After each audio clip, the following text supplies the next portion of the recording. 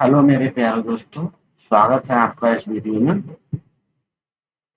जैसे कि भाइयों, हम लोग 4 सेट बिहार जीके के कर चुके हैं।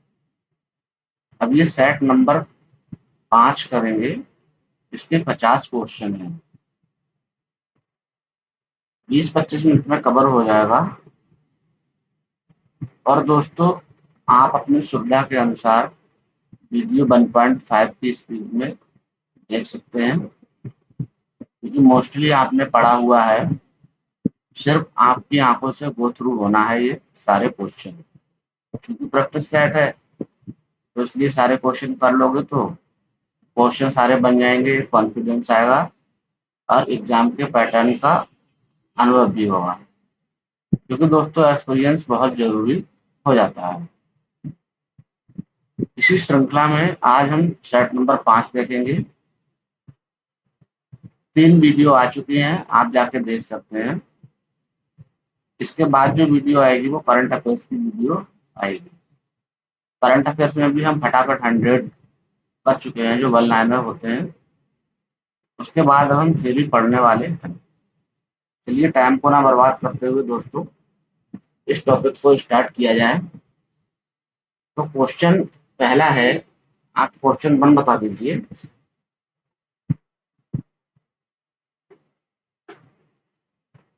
क्वेश्चन नंबर 1,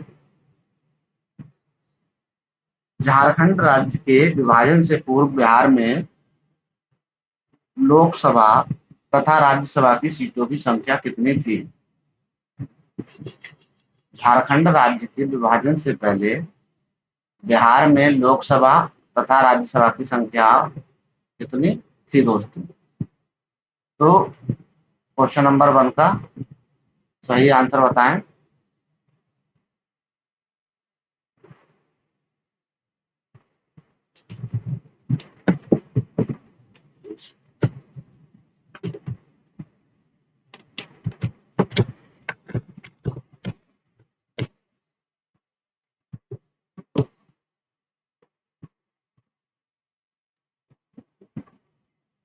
तो झारखंड राज्य के विभाजन से पूर्व बिहार में लोकसभा और राज्यसभा की सीटों की संख्या कितनी थी दोस्तों?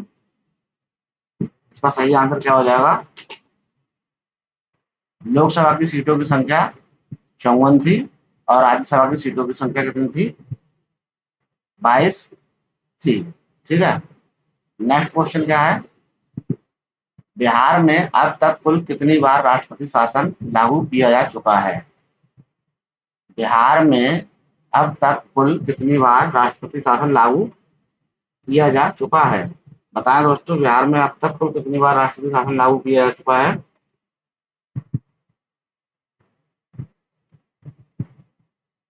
सही आंसर क्या होगा इसका? क्वेश्चन नंबर 2 का सही आंसर क्या हो जाएगा दोस्तों?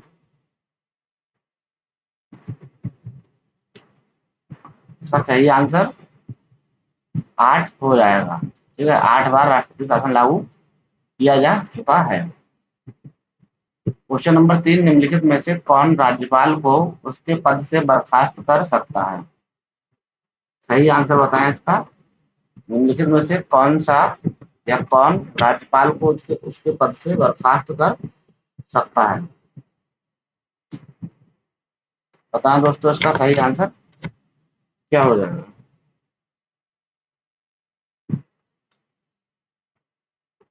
क्वेश्चन नंबर 3 का सही आंसर क्या हो जाएगा?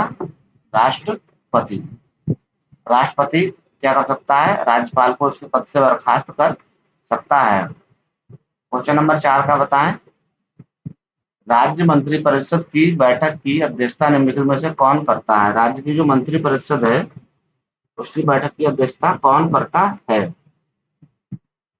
कौन करता है दोस्तों? राज्य मंत्रिपरिषद की बैठक की अध्यक्षता कौन करता है? सही आंसर बताएं इसका। तो क्वेश्चन नंबर 4 का सही आंसर क्या हो जाएगा? मुख्यमंत्री करता है। कौन करता है? मुख्यमंत्री करता है। तो क्वेश्चन नंबर 5 आता है, भारतीय संविधान के किस अनुच्छेद में महाधिवक्ता का वर्णन किया गया है? क्वेश्चन नंबर 5 क्या है? भारतीय संविधान के किस अनुच्छेद में महाधिवक्ता का वर्णन किया गया है? अनुच्छेद 162 या 165 या 166 उपयुक्त में से कोई नहीं। क्वेश्चन नंबर 5 का सही आंसर, भारतीय संविधान के अनुच्छेद 165 में महाधिवक्ता का वर्णन किया गया है दोस्तों। ठीक है, इसमें 165 में महाधिवक्ता का वर्णन किया गया है। क्वेश्चन नंबर 6 क्या कहता है? कोई विधेयक धन विधेयक है या नहीं, इसका निर्णय निम्नलिखित में से कौन करता है? कोई भी विधेयक धन विधेयक है या नहीं, इसका निर्णय कौन करता है? विधानसभा के अध्यक्ष, मुख्यमंत्री या राज्यपाल, या उपयुक्त में से कोई नहीं। कोई भी विधेयक धन विधेयक है या नहीं, इसका निर्णय कौन करता है? तो इसका सही आंसर क्या हो जाएगा? विधानसभा का अध्यक्ष या लोकसभा का अध्यक्ष ये निर्णय करता है कि कोई भी विधेयक धन विधेयक है या नहीं।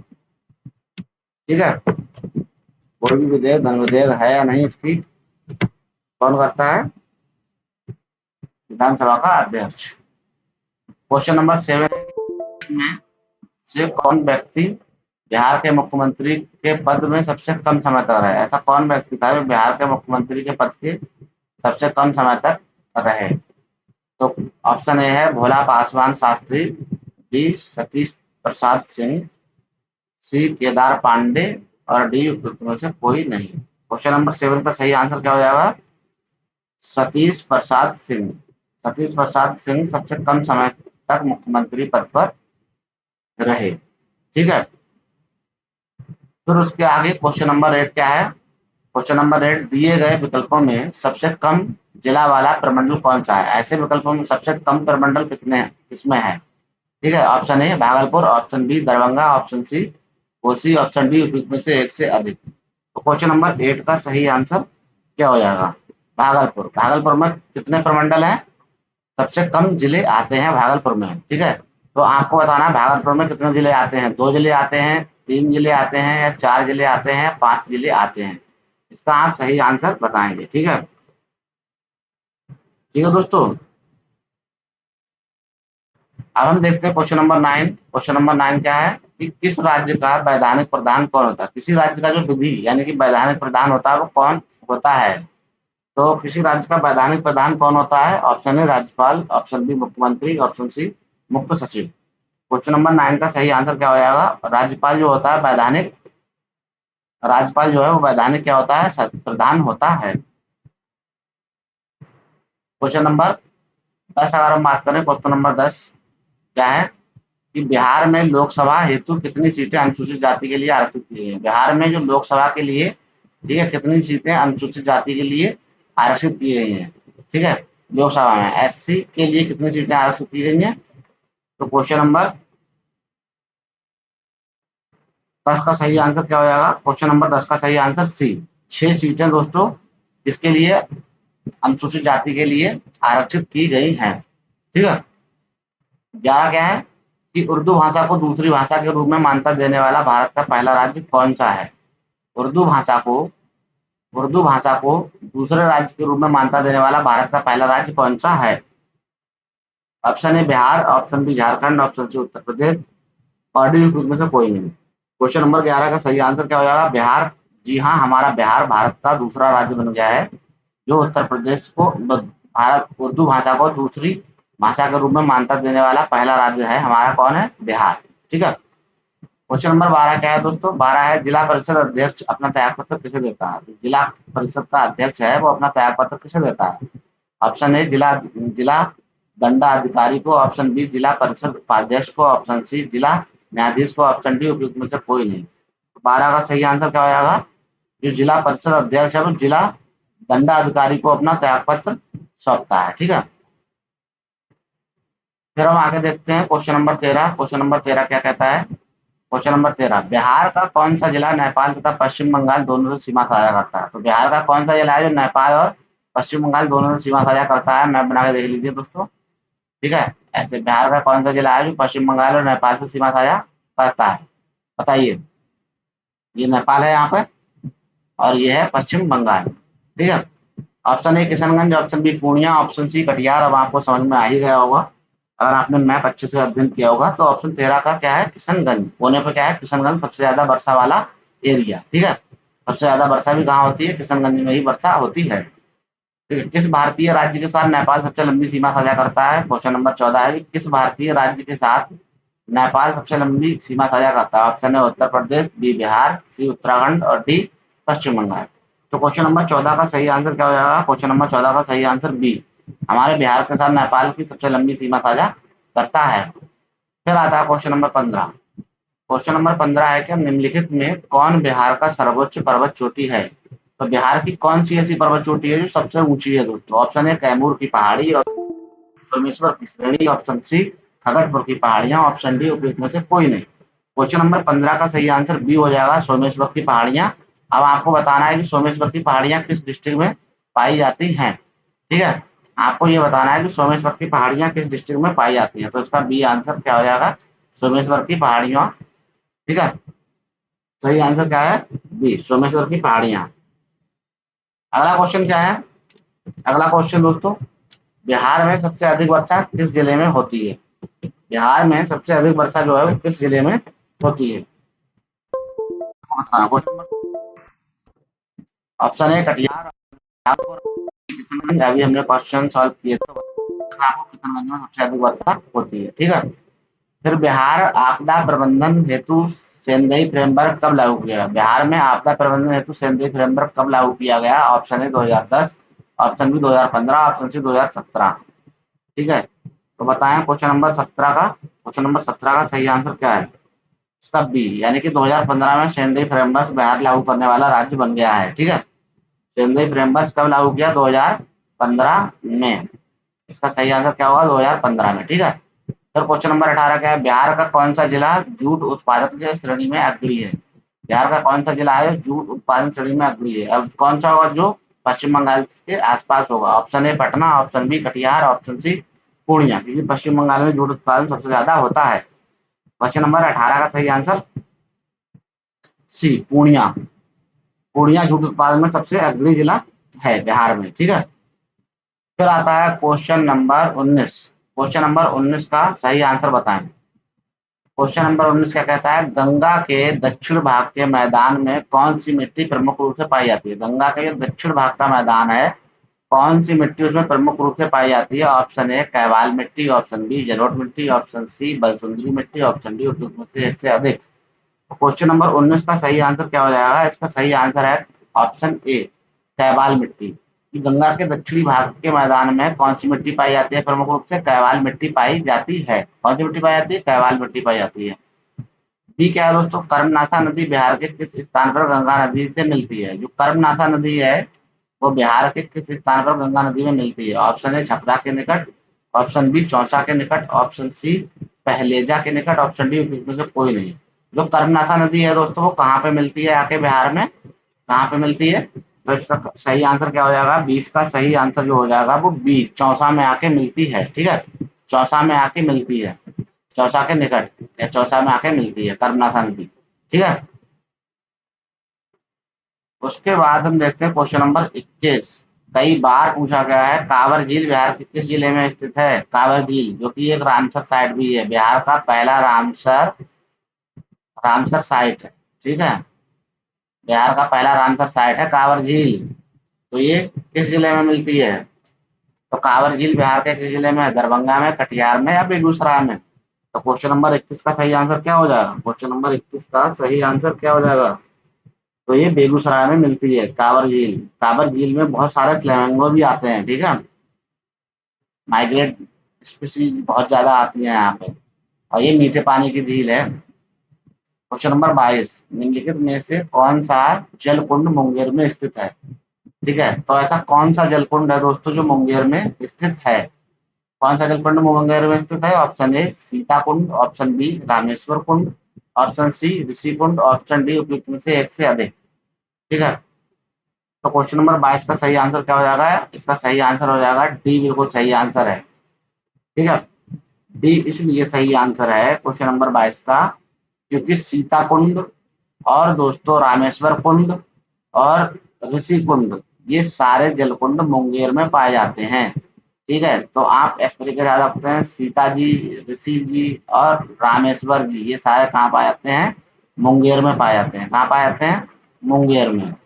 ठीक है, ये सारे मुंगेर में पाए जाते हैं। आगे हम देखते हैं राजपुर नहर परियोजना किस नदी पर स्थित है। ठीक है, राजपुर जो राजपुर नहर परियोजना है वह किस नदी पर स्थित है, राजपुर नहर परियोजना। क्वेश्चन नंबर 23 है, option A Kosi, option B Gandak, option C Son, उपयुक्त में से कोई नहीं। तो क्वेश्चन नंबर 23 का सही आंसर क्या हो जाएगा, कोसी नदी में। जो राजपुर नहर परियोजना है वो कोसी नदी पर स्थित है। किस नदी पर स्थित है दोस्तों, कोसी नदी पर स्थित है। ठीक है, फिर आता है 2011 की जनगणना से क्वेश्चन। 2011 की जनगणना के अनुसार जनसंख्या की दृष्टि से बिहार का सबसे छोटा जिला कौन सा है। 2011 की जनगणना के अनुसार जनसंख्या की दृष्टि से बिहार का सबसे छोटा जिला कौन सा है। Option A Patna, option B Sheikhpura, option C Sheohar, option D उपयुक्त में से कोई नहीं। तो 2011 के अनुसार जनसंख्या का सबसे छोटा जिला दोस्तों कौन सा है, शेखपुरा। शेखपुरा है। ठीक है, शेखपुरा है। बिहार के किस जिले का महिला साक्षरता दर न्यूनतम है। क्वेश्चन नंबर 25, बिहार की किस जिले की महिला साक्षरता दर न्यूनतम है। Option A Rohtas, option B Purnia, option C Saharsa, option D Sheohar. 2025 2011 की जनगणना के अनुसार ये क्वेश्चन है, 25 नंबर क्वेश्चन है दोस्तों। इसका सही आंसर क्या हो जाएगा, सहरसा। सहरसा में क्या है, महिला साक्षरता दर सबसे न्यूनतम है। ठीक है, सहरसा में महिला साक्षरता दर सबसे न्यूनतम है। ऑप्शन क्वेश्चन नंबर 26 क्या है, कर्नाट वंश का अंतिम शासक कौन था। कर्नाट वंश का अंतिम शासक कौन था। ऑप्शन है हरिसिंह देव, ऑप्शन बी महेश सिंह देव, ऑप्शन सी नरसिंह देव, उपयुक्त में से कोई नहीं। तो क्वेश्चन नंबर 26 का सही आंसर क्या हो जाएगा, तो हरि सिंह देव कर्नाट वंश के अंतिम शासक थे। कौन थे, हरि सिंह देव। ठीक है, 27 क्या है, निम्न में से किस पाल शासक की राजधानी मुंगेर बिहार थी। निम्न में से किस पाल शासक की राजधानी मुंगेर बिहार थी। ठीक है, महिपाल प्रथम, बी देवपाल, सी धर्मपाल और डी उपयुक्त में से एक से अधिक। तो किस पाल वंश की शासक की राजधानी मुंगेर बिहार में थी, मुंगेर में। ठीक है, क्वेश्चन नंबर 27 का सही आंसर क्या हो जाएगा, देवपाल की राजधानी मुंगेर में बिहार में थी। ठीक है, कहाँ थी, मुंगेर में, देवपाल की राजधानी। ठीक है, तो 28 क्वेश्चन नंबर का है, दरभंगा में एक दुर्ग एवं जामा मस्जिद का निर्माण करवाने वाला सुल्तान कौन था। दरभंगा में एक जामा मस्जिद निर्माण करवाने वाले सुल्तान का नाम गयासुद्दीन तुगलक, फिरोज शाह तुगलक, मोहम्मद बिन तुगलक, उपयुक्त में से कोई नहीं। क्वेश्चन नंबर 28 का सही आंसर क्या हो जाएगा, क्वेश्चन नंबर 28 का सही आंसर क्या है, सी मोहम्मद बिन तुगलक ने दरभंगा में एक जामा मस्जिद का निर्माण करवाया था। ठीक है, दरभंगा में एक जामा मस्जिद निर्माण करवाने वाला शासक जिसका नाम था मोहम्मद बिन तुगलक। ठीक है, मोहम्मद बिन तुगलक। और निम्नलिखित में से किस पाल शासक की राजधानी मुंगेर थी, तो किसकी थी, देवपाल की थी। और कर्नाटक वंश का अंतिम शासक हरि सिंह देव थे। ठीक है, तो ये सारे क्वेश्चन याद रखना, बहुत ज्यादा इंपॉर्टेंट क्वेश्चन है, बिहार के किसी ना किसी एग्जाम में पूछे जाएंगे। शेरशाह ने मुगलों के विरुद्ध संघर्ष में किससे सहायता प्राप्त की थी। शेरशाह ने जो मुगलों के विरुद्ध संघर्ष किया था उसमें उसकी सहायता की तो किसने की थी। ऑप्शन ए नुहानी शासकों ने, ऑप्शन बी पाल शासकों ने, सी शेर शासकों ने, डी उपयुक्त में से एक से अधिक। क्वेश्चन नंबर 29 का सही आंसर बताएं, किसने सहायता की थी। सही आंसर क्या हो जाएगा, चेरों ने सहायता की थी। ठीक है, किसने की थी, चेरों ने, चेर शासकों ने सहायता की थी शेरशाह सूरी की मुगलों के विरुद्ध।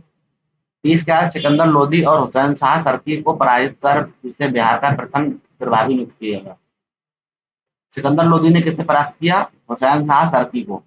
ठीक है, और उसको परास्त होकर बिहार के किसे प्रभावी नियुक्त किया। ऑप्शन है दरिया खान रूहानी, ऑप्शन बी बहार खान रूहानी, ऑप्शन सी मोहम्मद शाह रूहानी, ऑप्शन डी उपयुक्त में से कोई नहीं। तो क्वेश्चन नंबर 30 का सही आंसर क्या हो जाएगा, क्वेश्चन नंबर 30 का सही आंसर ए दरिया खान रूहानी को। सिकंदर लोधी और हुसैन शाह सर्की के बीच में युद्ध होता है और उसने उसे परास्त कर दिया, हुसैन शाह सर्की को, और इसके बाद बिहार का प्रभावी किसे बनाया, दरिया खान रूहानी को। उसके बाद चौसा का युद्ध शेरशाह सूरी ने हुमायूं हुमायूं को पराजित किया था चौसा के युद्ध में। ठीक है, चौसा के युद्ध में शेरशाह सूरी ने हुमायूं को पराजित किया था। कब चौसा का युद्ध हुआ, कब था, 26 जून 1939, 25 मई 1940, 25 मार्च 1939, 31 मार्च 1939। तो क्वेश्चन नंबर 31 का सही आंसर क्या हो जाएगा, 26 जून 1939। कब हो जाएगा, कब दोस्तों हुआ था, 26 जून 1939। ठीक है, 1939। आगे क्या है, कि शेर शाह का प्रशासनिक प्रयोगशाला था। तो प्रशासन उसका कहाँ था? ठीक है, शेर शाह का जो प्रशासनिक प्रयोगशाला था सासाराम में, पटना में या दिल्ली में। तो 32 का सही आंसर सासाराम में शेर शाह का प्रशासनिक प्रयोगशाला था। कहाँ था? सासाराम में। ठीक है। क्वेश्चन नंबर 33 क्या है? शेर शाह ने अपने शासन काल में पटना में एक दुर्ग का निर्माण करवाया था। तो शेर शाह ने अपने शासनकाल में पटना में एक दुर्ग का निर्माण कराया था तथा पुनः इस नगर को राजधानी के रूप में विकसित किया। फिर पटना को नगर को राजधानी के रूप में विकसित किया। इसकी चर्चा इसमें तारीख फिरोजशाही में, तारीख दाऊदी में, तारीख शेरशाही में, उपयुक्त में से कोई नहीं या एक से अधिक। तो क्वेश्चन नंबर 33 का सही आंसर क्या हो जाएगा? बी। तारीख दाऊदी में इसका वर्णन मिलता है कि उसने पटना को अपनी राजधानी बनाया, पहले एक शहर के रूप में उसका निर्माण कराया। तो पटना का एक दुर्ग के रूप में निर्माण कराया और इस नगर की राजधानी के रूप में विकसित किया। इसका वर्णन हमें मिलता है तारीख दाऊदी में। किसने किया था? शेर शाह सूरी ने किया था। ठीक है। तो इसी तरीके से पढ़ना होगा, तब जाके आपको चीजें याद रहेंगी। क्वेश्चन नंबर 34 का क्या है? अकबर ने 1580 में बिहार में किसे गवर्नर या सूबेदार नियुक्त किया था? अकबर ने 1580 में बिहार में एक गवर्नर और सूबेदार नियुक्त किया था। उसका नाम क्या है? Option A Mansingh, option B Khan Khanam, option C Mahabat Khan, option D उपयुक्त में से कोई नहीं। क्वेश्चन नंबर 34 का सही आंसर क्या हो जाएगा? B Khan Khanam. Question number 34 का दोस्तों सही आंसर क्या है? खान खानम को बिहार का सूबेदार या फिर गवर्नर नियुक्त किया था। तो अकबर ने 1580 में बिहार किसे गवर्नर नियुक्त किया? खानम को। तो आता है दोस्तों क्या है? 35, क्वेश्चन नंबर 35। किस मुगल शासक के समय में बिहार में सर्वाधिक विद्रोह हुए? किस मुगल शासक के समय बिहार में सर्वाधिक विद्रोह हुए? Option A Akbar, option B Aurangzeb, option C Humayun, उपयुक्त में से कोई नहीं। किस मुगल शासक के समय बिहार में सर्वाधिक विद्रोह हुए? तो 35 का सही आंसर क्या हो जाएगा? 35 का सही आंसर हो जाएगा ए। अकबर के शासनकाल के समय बिहार में सबसे ज्यादा विद्रोह हुए थे। किसके समय? अकबर के शासनकाल में। अभी हमने क्या देखा? 1580 में इन्होंने एक गवर्नर नियुक्त किया जिसका नाम था खानम। ठीक है। इस तरीके से रिकॉल करते चले पीछे वाले क्वेश्चन, तो आपको याद रहेगा। सिख धर्म के प्रवर्तक गुरु नानक देव ने निम्न में से बिहार के किस क्षेत्र में भ्रमण किया था? गुरु नानक देव ने, सिख धर्म के प्रवर्तक गुरु नानक देव ने बिहार के किस क्षेत्र में भ्रमण किया था? ऑप्शन ए मुंगेर में, ऑप्शन बी भागलपुर में, ऑप्शन सी राजगीर में, ऑप्शन डी उपयुक्त में से कोई नहीं। क्वेश्चन नंबर 36 का सही आंसर क्या हो जाएगा? क्वेश्चन नंबर 36 का सही आंसर डी, उपयुक्त में से या एक से अधिक। ठीक है, एक से अधिक है उन्होंने भ्रमण किया है। तो क्वेश्चन नंबर 36 में कहाँ कहाँ किया था? मुंगेर में भी गुरु नानक जी ने भ्रमण किया है, राजगीर में भी भ्रमण किया है और भागलपुर में भी भ्रमण किया है। तो इसका सही आंसर डी हो जाएगा। ठीक है। क्वेश्चन नंबर 37 क्या है कि मुगल शासक फर्रुखसियर ने अंग्रेजों को बिहार एवं बंगाल में व्यापक व्यापार करने के लिए किस वर्ष स्वतंत्रता प्रदान की? तो मुगल शासक फर्रुखसियर ने अंग्रेज को बंगाल एवं बिहार में व्यापार करने के लिए किस वर्ष स्वतंत्रता प्रदान की? बंगाल और बिहार में व्यापार करने के लिए किस वर्ष स्वतंत्रता प्रदान की? ठीक है, फर्रुखसियर ने। Option A 1713, 1717, 1919। 37 का सही आंसर बी हो जाएगा। जी, फर्रुखसियर का फरमान आपको पता है था 1717 में आया था और उन्होंने 3-4 जगह से क्या, बंगाल, बिहार, उड़ीसा से उसने दीवानी अधिकार प्रदान कर दिए गए थे, दीवानी अधिकार। ठीक है। और क्या कहा था कि मतलब बिना टैक्स के आप कर वसूल कर सकते हैं। मुगल शासक फर्रुखसियर ने फरमान जारी किया जिसे शाही फरमान कहा जाता है। ठीक है, जब मैग्ना कार्टा के नाम से भी जाना जाता है। फर्रुखसियर के द्वारा किया गया फरमान मैग्ना कार्टा के नाम से भी जाना जाता है। 38 क्या है? Question number 38। किस मुगल शासक के शासनकाल में अंग्रेजों ने पटना में अपनी फैक्ट्री स्थापित की थी? तो बताना दोस्तों, किस मुगल शासक के शासनकाल में अंग्रेजों ने पटना में अपनी फैक्ट्री स्थापित की थी? कब की थी और किस मुगल शासक में की थी? Option A Jahangir, option B Shahjahan, option C Akbar, उपयुक्त में से कोई नहीं। 38 का सही आंसर क्या हो जाएगा? शाहजहां के शासनकाल में अंग्रेजों ने पटना में अपनी फैक्ट्री स्थापित की थी। कब? शाहजहां के शासनकाल में। शाहजहां के शासनकाल में पटना में फैक्ट्री स्थापित की थी। 39 क्या है? अंग्रेजों की पटना फैक्ट्री का प्रधान जॉब चौरनॉक कब बना? अंग्रेजों की जो पटना फैक्ट्री थी उसका प्रधान कौन था? इसका नाम था जॉब चौरनॉक। वो कब बना? जॉब चौरनॉक दोस्तों कब बना था? इसका सही आंसर क्या हो जाएगा? जॉब चौरनॉक कब बना था? तो इसका 39 का सही आंसर बी हो जाएगा। 1664 में जॉब चौरनॉक प्रधान बना था। कब बना था? 1600 64 में, ठीक है। 1664 में जॉर्ज चौरनॉक क्या बने थे, प्रधान बने थे। बिहार आने वाला पहला अंग्रेजी यात्री कौन था, पहले भी हम लोग ये क्वेश्चन देख चुके हैं। बिहार आने वाला पहला अंग्रेजी यात्री कौन था, तो आप आराम से बता दोगे। Option A Ralph Fitch, option B Peter Mundy, option C John Smith. तो तुम्हें से कोई नहीं, तो 40 का सही आंसर क्या हो जाएगा, रॉल्फ फिच पहला व्यक्ति था जो बिहार में एंट्री करता है, अंग्रेज यात्री था, ठीक है। कौन था दोस्तों, रॉल्फ फिच, ठीक है। रॉल्फ फिच पहला यात्री था अंग्रेज। और क्वेश्चन नंबर 41 है। क्वेश्चन नंबर 41 क्या है कि बिहार में होम रूल लीग की स्थापना कब किया गया, बिहार में होम रूल लीग की स्थापना कब किया गया। ऑप्शन है 16 मार्च 1917, ऑप्शन सी 16 सितंबर 1917, ऑप्शन सी 19 दिसंबर 1916 या 10, ऑप्शन डी 10 मार्च 1916। तो क्वेश्चन नंबर 41 का सही आंसर क्या हो जाएगा, 16 सितंबर 1916 में बिहार में होम रूल लीग की स्थापना की गई थी। हम लोग पीछे क्वेश्चन दे चुके हैं, बिहार में होम रूल लीग के संस्थापक कौन थे, मजहरुल हक। कौन थे दोस्तों, मजहरुल हक थे, ठीक है। मजहरुल हक, मजहरुल हक थे। तो ये याद रखना कब, 16 सितंबर 1916 को, ठीक है, 16 सितंबर 1916 को। क्वेश्चन नंबर 42 क्या है, भारतीय राष्ट्रीय कांग्रेस का 27वां अधिवेशन कब हुआ था। इंडियन नेशनल कांग्रेस का 27वां अधिवेशन कहाँ हुआ था, गया, पटना या पूर्णिया। 42वां क्वेश्चन सही क्या है, तो पटना में हुआ था 27वां अधिवेशन। इंडियन नेशनल कांग्रेस का 27वां अधिवेशन कहाँ हुआ था, ये पटना में हुआ था। उसकी अध्यक्षता किसने की थी, ये आप हमें कमेंट में बताएं, ठीक है। फिर आता है दोस्तों क्वेश्चन नंबर 43। क्वेश्चन नंबर 43 क्या कहता है, क्वेश्चन नंबर 43, मुजफ्फरपुर बम कांड कब हुआ था, 1908 में हुआ था। और किसे फांसी की सजा दी गई, तो मुजफ्फरपुर बम कांड में किसे फांसी की सजा दी गई थी। Option A Prafulla Chaki, option B Khudiram Bose, option C Bhagat Singh, option D उपयुक्त में से एक से अधिक। तो क्वेश्चन नंबर 43 का सही आंसर क्या हो जाएगा, 43 का सही आंसर क्या हो जाएगा, बी खुदीराम बोस को फांसी की सजा दी गई थी, ठीक है। जो मुजफ्फरपुर बम कांड हुआ था उसमें खुदीराम बोस को फांसी की सजा दी गई थी। और प्रफुल्ल चाकी ने अपने गोली मार के आत्महत्या कर ली थी, ठीक है।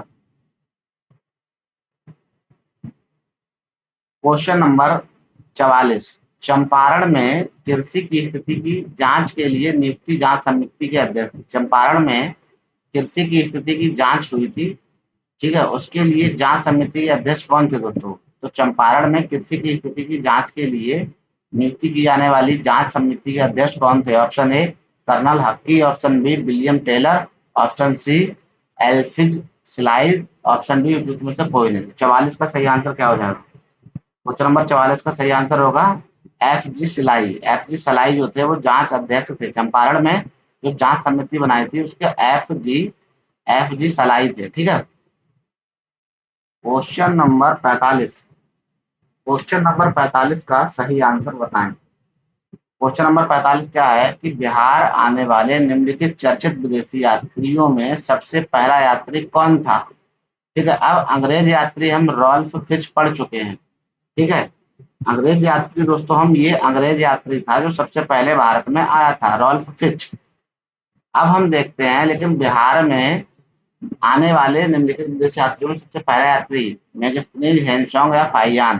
तो दोस्तों हम मेगास्थनीज का वर्णन बहुत पहले पढ़ते हैं, मेगास्थनीज। तो सबसे पहला यात्री मेगास्थनीज ही होगा, ठीक है।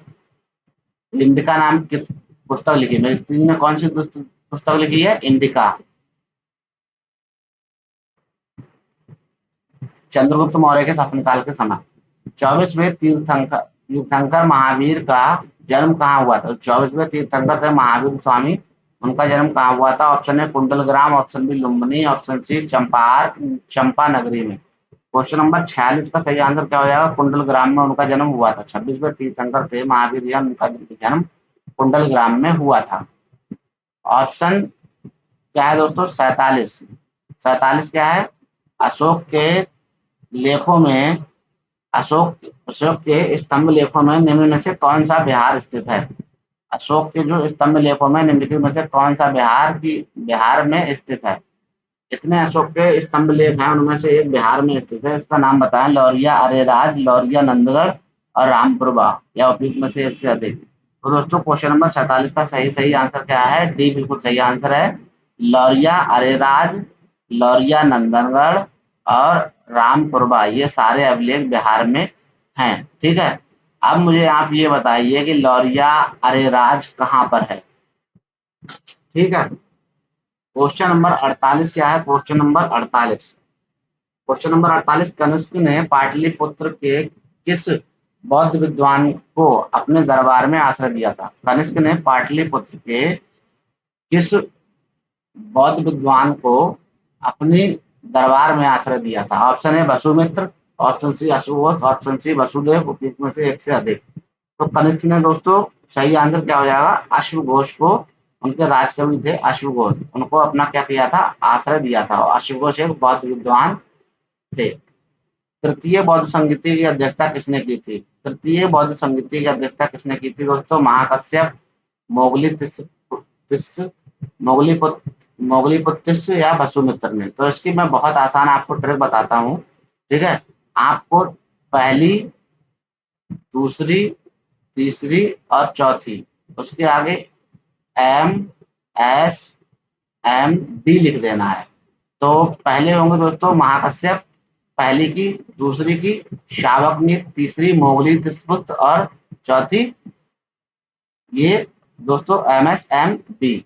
ठीक है, तो इसका सही आंसर क्या हो जाएगा? क्वेश्चन नंबर 49 में क्या कहा गया है? तृतीय बौद्ध संगीति, तो ये क्या होंगे? महा मोगली तिस्स होंगे। क्वेश्चन नंबर 49 का सही आंसर क्या हो जाएगा? क्वेश्चन नंबर 49 का सही आंसर बी हो जाएगा। ठीक है दोस्तों, हो गया। एम, एस, एम, बी करके याद रखें, एम, एस, एम, बी, तो उनको शॉर्ट नाम से आपको याद हो जाएगा। वसुमित्र चौथी के जो थे वो वसुमित्र थे। ठीक है, ऐसे ही आपको अगर याद रखना है, ठीक है, आर, बी, ठीक है, राजगीर पहली जो हुई थी राजगीर, दूसरी वैशाली में। ठीक है, आर, बी पहली बौद्ध संगीति वैशाली राजगीर में हुई थी, दूसरी वैशाली में। इस तरीके से आर, बी अपना शॉर्ट फॉर्म बना लीजिए, याद हो जाएगा। ठीक है, फिर दोस्तों क्वेश्चन नंबर 50 क्या है? क्वेश्चन नंबर 50 लास्ट क्वेश्चन है। हर्यक वंश के पश्चात मगध पर किस वंश का उदय हुआ था? हर्यक वंश के पश्चात मगध पर किस वंश का उदय हुआ था? तो हमने ऐसे ऐसे लगा हा, सा और ना। हा से हर्यक वंश, सा से शिशुनाग वंश। ऑप्शन 50 का क्या हो जाएगा? ए बिल्कुल सही है। ठीक है, शिशुनाग वंश। ठीक है दोस्तों, तो बिल्कुल 50 का ये हो जाएगा। तो ये हमारा सेट कंप्लीट होता है। अगर आपको वीडियो पसंद आई हो तो आप वीडियो को लाइक कीजिएगा और चैनल को सब्सक्राइब कर दीजिए दोस्तों। ठीक है, चैनल को सब्सक्राइब कर दीजिएगा और बेल आइकन प्रेस कर दीजिए, आने वाली वीडियो सबसे पहले आपको मिले। Thanks for watching this video. Thank you दोस्तों। जय हिंद, जय भारत।